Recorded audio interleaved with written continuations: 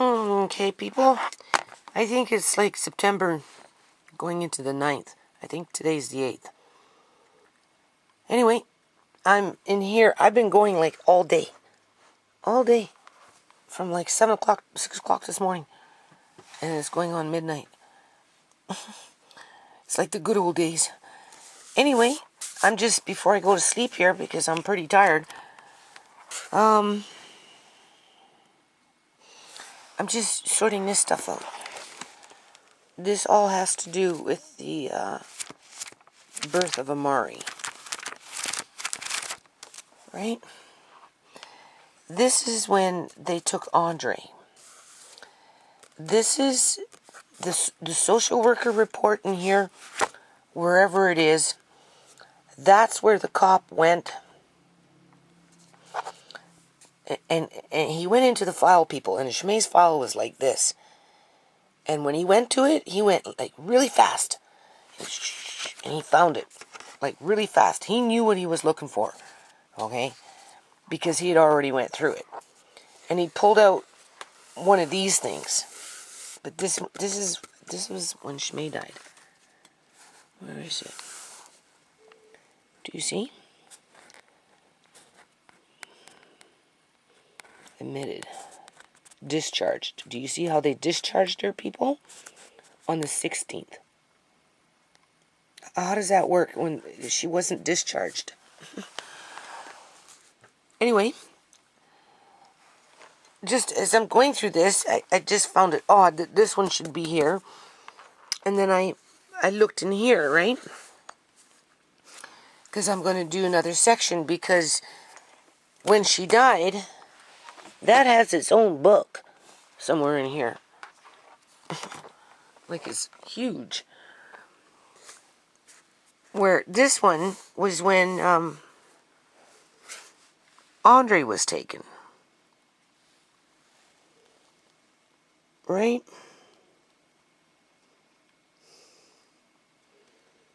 So, anyway.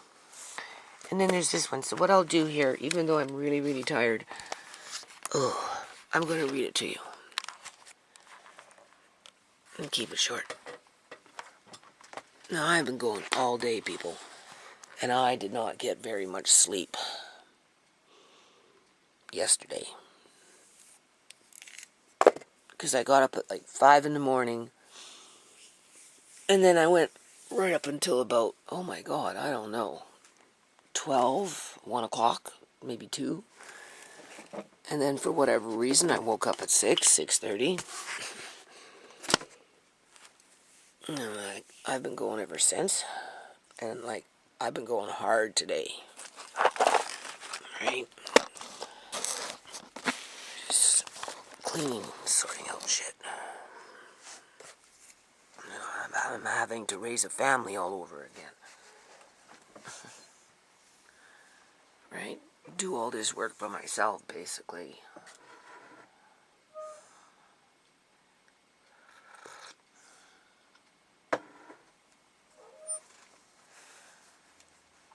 Mari was constipated today. That was a chore and a half. Okay, first I'm going to read the one where she was 17 years old. It's just a small little thing. But it says everything in a nutshell. And when the cop came to tell us that was it, case closed, it was a suicide, because he went into ShaMay's medical records and he pulled out the social worker's report for this time period, and he pointed on the paper. When I find it, I'll read it to you then, right?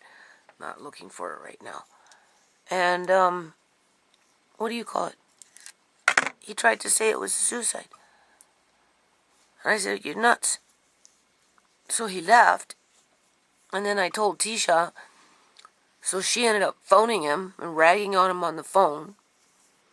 Then he tried to say, oh, that's not what I meant.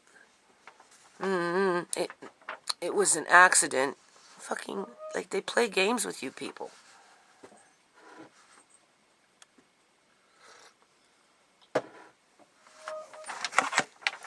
My kids they didn't do anything to warrant to be treated the way they were treated, people.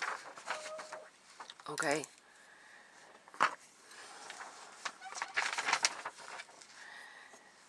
And because the union sector has to feed itself by creating employment and dysfunction in communities so that they can justify their ministry in terms of child protection, right? They went after Andre. And this is the result for this time period. Go into my videos. It's documented, people. Okay, so this was written on date of service.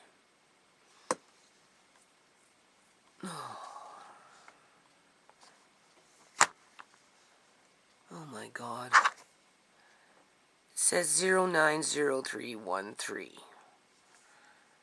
It doesn't tell you.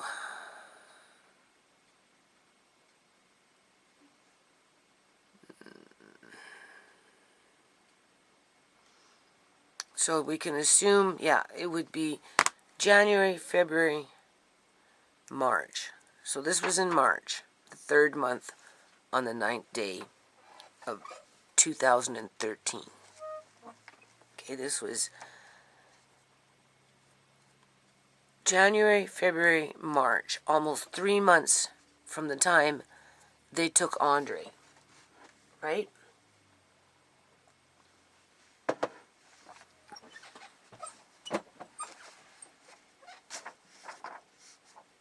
And what happened was, I don't know, ShaMay was having a panic attack. I don't know if I took her to the hospital or if she got taken to the hospital by an ambulance. I can't remember. I think I was with her. Because the doctor prescribed her drug. I actually have the prescription, and now that I'm thinking about it, I should find it, because she never filled it, right? And some psychotic drug.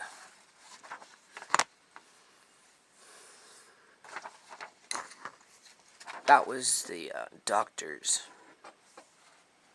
medicine.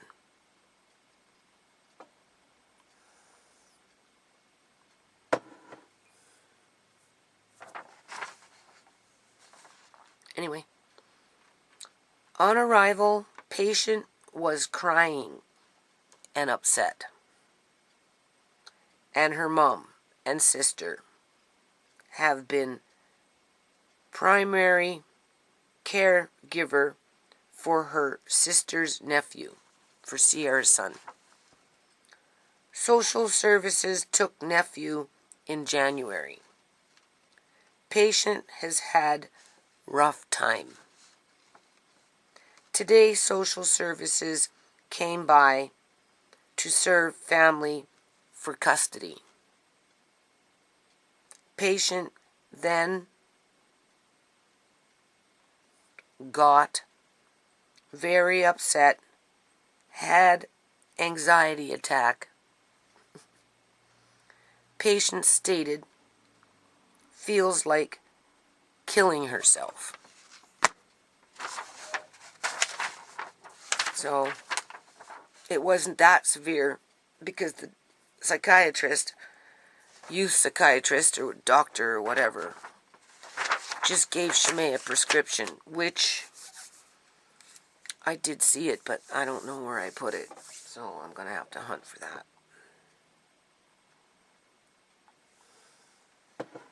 And then there's a written social worker thing around it, right? Or doctor thing or whatever. That the cop fucking pulled out of all those papers. It was like 2 or 3 papers long. And he pointed just like this. I'll keep this short. I'm just going to read this one. There's more. There's two of them there, but I'll read this one first. And, it says right here, she was depressed.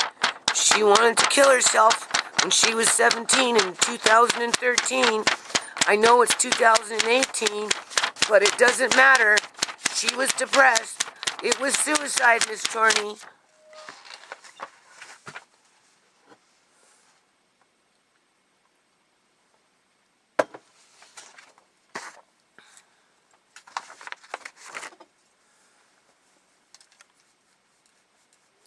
Just shows you how much these people hate us, right?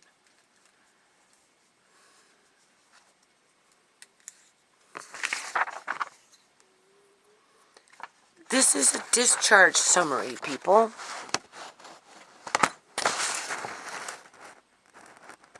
Where does it say that? Right there. Do you see that? Where's the date?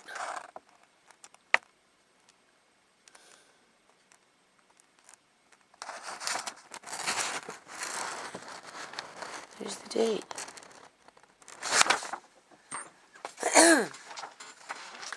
They got her listed down, time of death, on the 19th.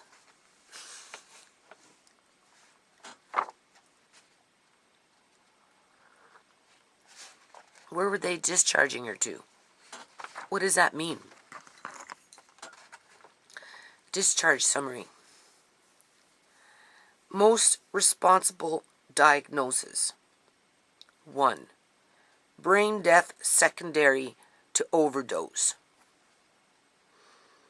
Brain death secondary to murder, people. Okay? They have taken the word murder and they have flossed it over with the word overdose. Alright? It should say murder.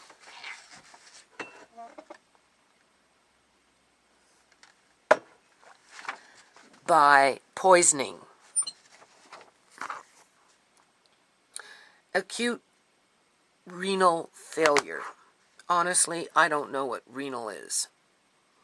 I'll have to look it up.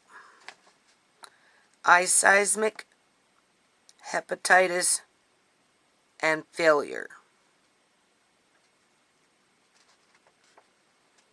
Acute respiratory distress syndrome. ShaMay Chorney, a 22-year-old female, postpartum, month 7. In other words, Amari was 7 months old. Was admitted to the ICU on April 11, 2018, following resuscitation, to resuscitate somebody. But she wasn't resuscitated, people. From a cardiac arrest at her home. She was last seen at 9 in the morning on April 11, 2018, in her usual state. No, that's not true. No, she was sleeping. And she was in the middle of a death rattle, which sounded like snoring. That is not being seen in her usual state. Do you see how misleading that is, people?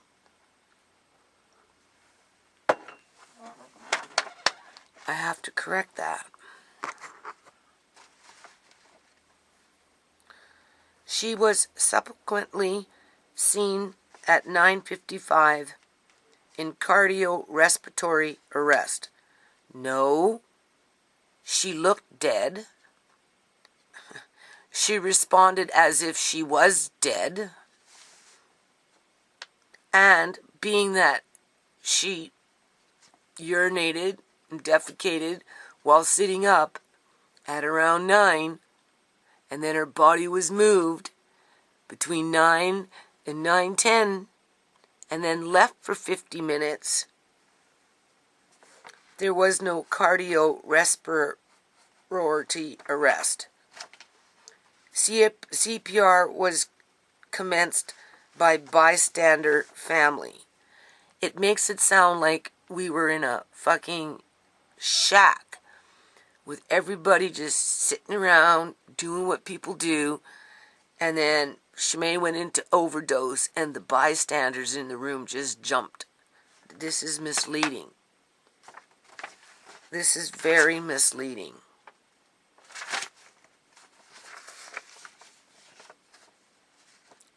There were no bystanders. EHS around her. EHS, that's the Emergency Health Services, ambulance, around found her in PEA arrest. I don't know what PEA is. And subsequent 18 minutes was required until return of spontaneous circulation. So it says right there, she went 18 minutes before it was a spontaneous circulation. So I guess it boils down to how many times did you die that day, ShaMay? She did not re-enter into cardiorespiratory arrest.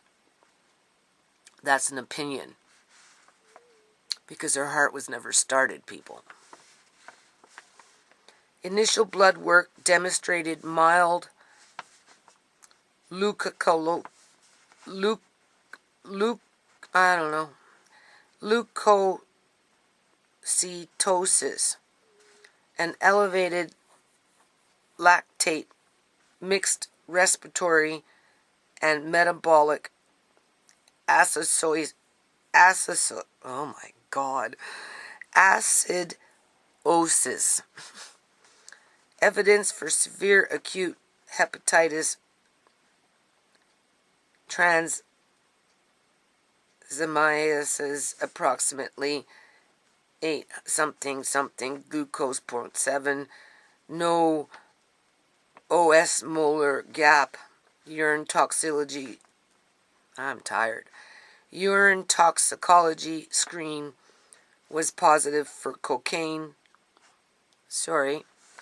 Urine toxicology screen was positive for opiates, fentanyl, and cocaine. And then when the coroner called me, she tried to say she had morphine. But I guess that's what the opiate is. They just didn't list it down as a morphine.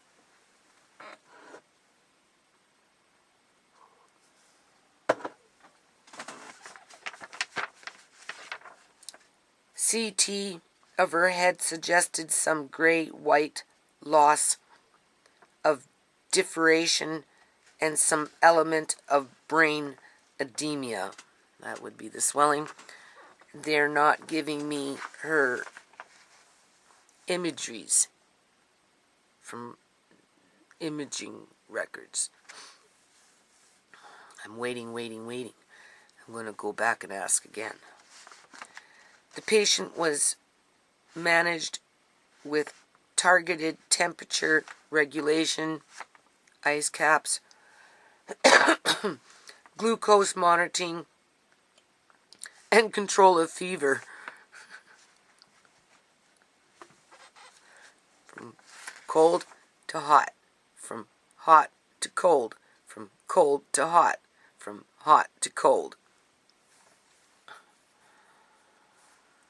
Over the subsequent following days, there was evidence for acute renal failure with the commencement of hemodialysis. There was acute hepatic dysfunction secondary to ischemic hepatitis, and I guess because their liver shut down, right? Supposedly. And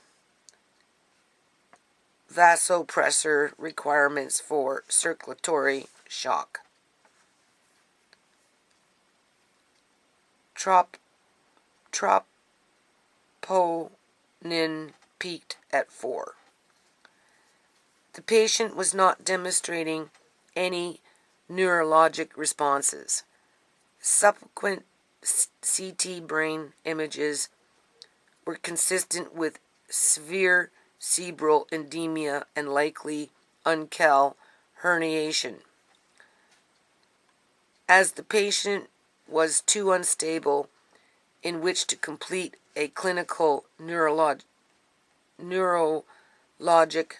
determination of death, she underwent a nuclear medicine brain scan that showed absent perfusion to her brain consistent with brain death. Too unstable. Yeah. They were moving her jaw and it was ready to fall off. So they didn't want to move her around that much, people. They had her on manual therapy, which was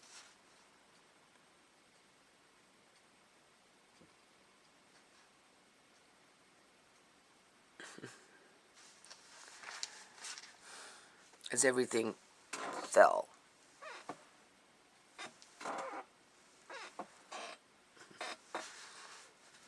The ICU team met the next of kin, the mother as well as siblings, and reviewed her current condition of brain death and multi-system organ failure. They understood that this was not compatible with any chance of survival, and life support would be withdrawn at timing that was discussed with them after visitation with friends and family. The family did not request consideration for organ donation. Did you hear that? The family did not request consideration for organ donation. That is a lie.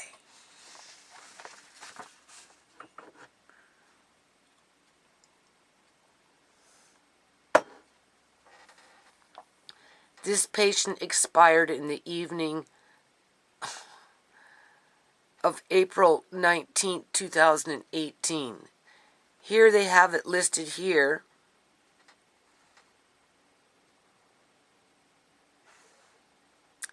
The report was written on the 20th.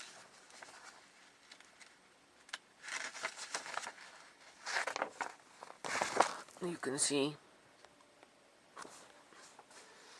And they take it from, so they admitted her April 11th. They discharged her April 16th. They got it on her death certificate that she died on April 16th based on that brain scan, right? But here they're listing it as April 19th.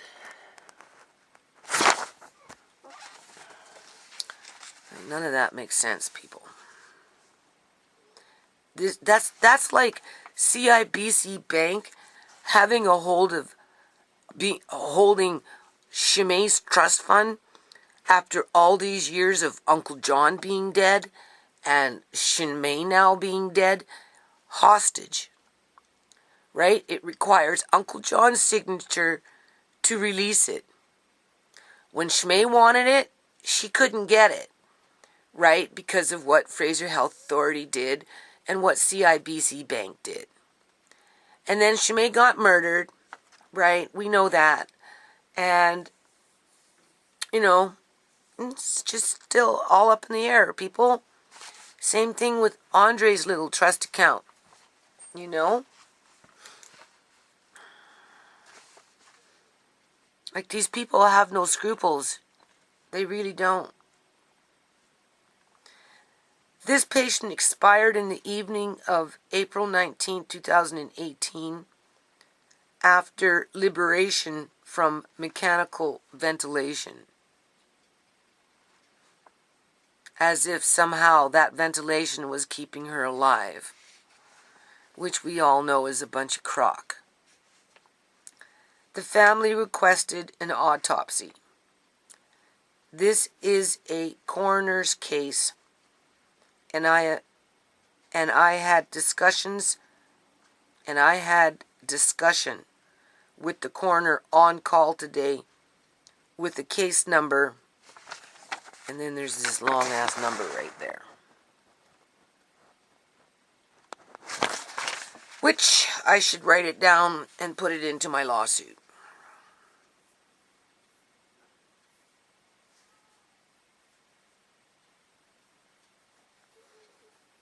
And this was written by some dude from respirology.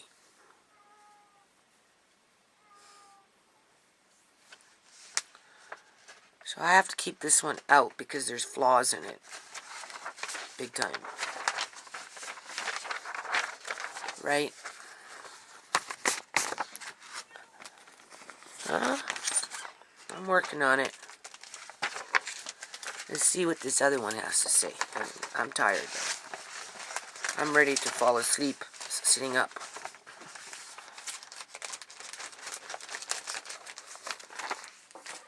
Oh man.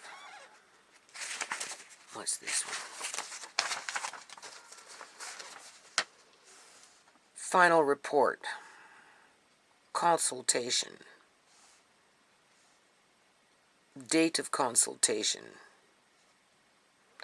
April 11th. Consulting services. Emergency medicine.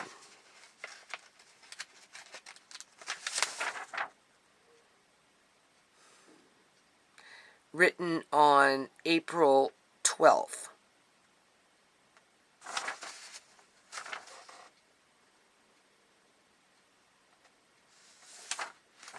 I think I read this one. Or something similar to it. This 22-year-old woman was brought in through emergency health services ambulance directly to the trauma room. She was seen on arrival.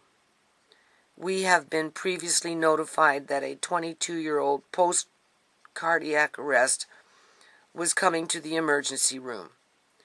She had been found down, pulseless, at home by her partner. Right? I think this one we read. She had last been seen approximately 1 hour prior to being found. Here they did it again. Some bystanders. It makes it sound so random, as if you're like in a fucking shack or out on the streets. Some bystanders. Some bystander. CPR had been done. I'm the bystander, people. The call had been placed at around 9:57. And the crew arrived at 10:05. I got it in my head 10:10, but she was found to be pulseless. She said that twice. She was given 1 milligram of Epinephrine, Narcan 4 milligrams, and 250 milliliters bolus of normal saline. She returned to spontaneous circulation with a rapid atrial fibrillation. I have to look these things up. The only history we could find as well, this was certified by the police officer who attended the home and then came to the emergency room, was that she had just complained of some general malaise, like sickness, right? And a bit of nausea for the past few days. Just for 2. Monday and Tuesday. She is known to smoke marijuana. There's that big boogie marijuana man.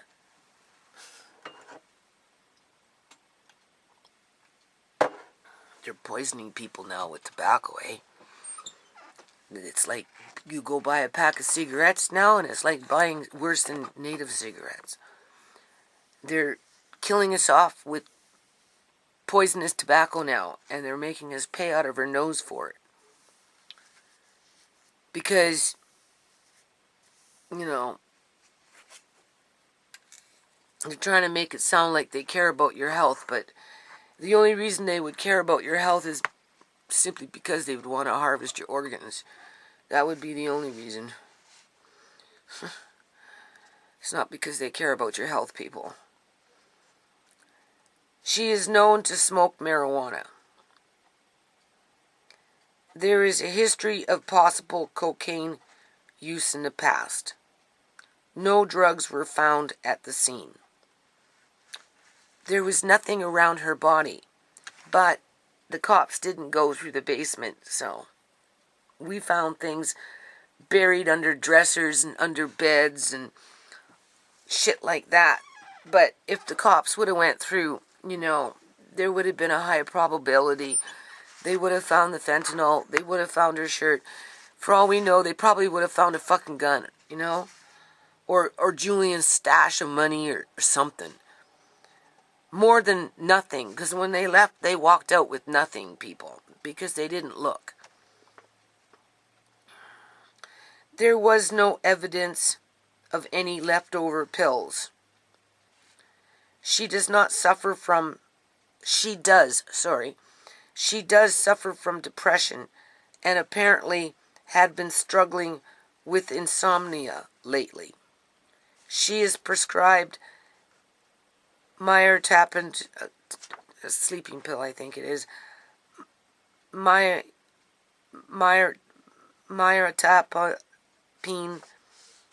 As mentioned, no empty pill bottles were seen. In other words, she didn't, try and commit suicide, right? Socially, she lives with her boyfriend. Flat out lie. And she lives in the family home. I believe her mother and sister live upstairs. No, been through this already.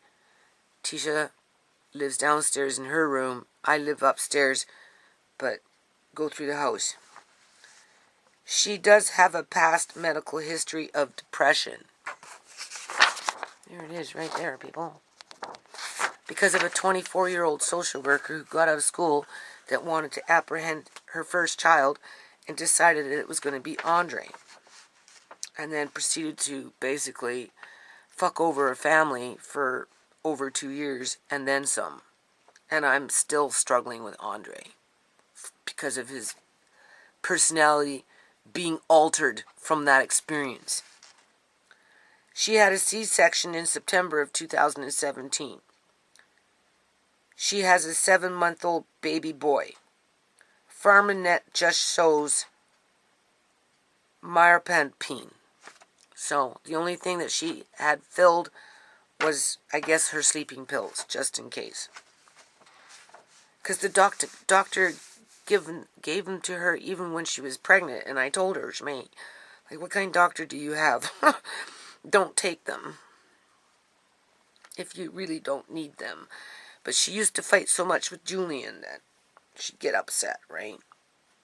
Her little brain thinking too much, right? So anyway, I'm assuming that's what that is. On exam, she had GCE of 3. She was intubated. Pupils were 4 millimeters and fixed. No evidence of any head trauma noted. That needs to be disputed because there's a bruise. You can see it. Chest, good air entry bilaterally. I don't know how that's possible because when I got to her, all those bubbles were coming up. So where did they come from? And then they tried to say with the autopsy after it was all said and done that she had mild pneumonia, right? She was intubated with a 7.5 millimeter tube, 23 millimeter at the teeth. Cardiovascular system. Heart sounds normal. Abdomen. Soft, non-tender. No guarding or rigid noted. Until after 9 p.m. CNS exam, flaccid paralysis in all 4 limbs with no purposeful movement at all. And that's because she was dead. A POCUS was done, which showed a possible dilated RV with very poor contractility.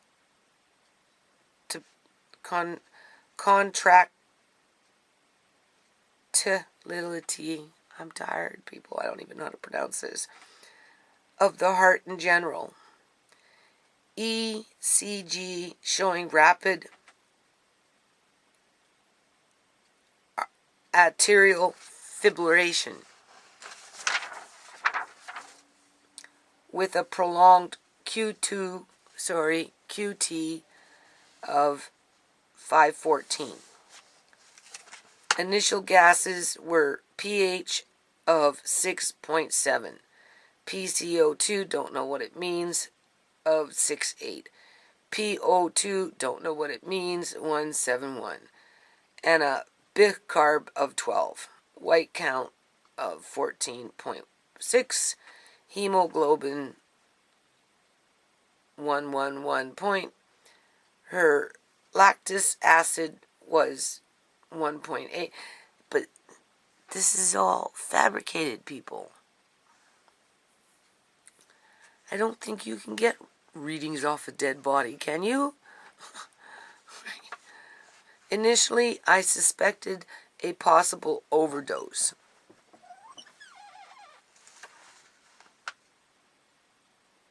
Possible myocarditis.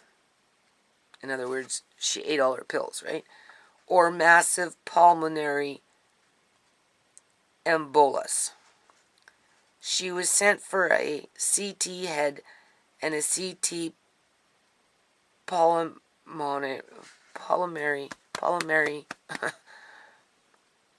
embolus study. CT head showed generalized cerebral edema. She did have some bilateral PEs, but the thrombus burden was not significant. No saddle embolus was noted. No saddle embolus was noted. The possibility still remained regarding possible OD. Urine tox screen was sent for toxicity, as well as labs sent for OD panel as well.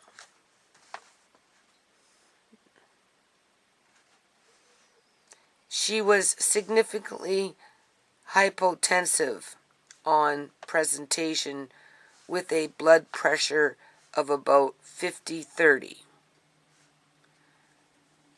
Phenylephrine 200 mcg was given initially with no response, and then she was started on level-fed infusion at 30 to 40 mcg, which did improve her blood pressure to about 109/70. You can't bring back dead blood. She was then transferred to CT scan at that time. Chest x-ray does show pulmonary edema, likely genetic or negative pressure pulmonary edema from the CPR I guess that's because I breathed into her mouth, people, bubbles and all. And as I was breathing in, she wasn't breathing it out, but it was coming out. And then I'd breathe it back in, and then the air would just come out. I did that for a little while anyway. In the summary, this woman was found to be in full cardiac arrest with ROSC returning to an arterial fibrillation rhythm. She had been transferred now to the ICU under the care of Dr. Harry Barr. It's not Harry, people, it's Harinder. Neurologically, prognostication will be as per the ICU team, and full labs are still pending as well as her tox screen.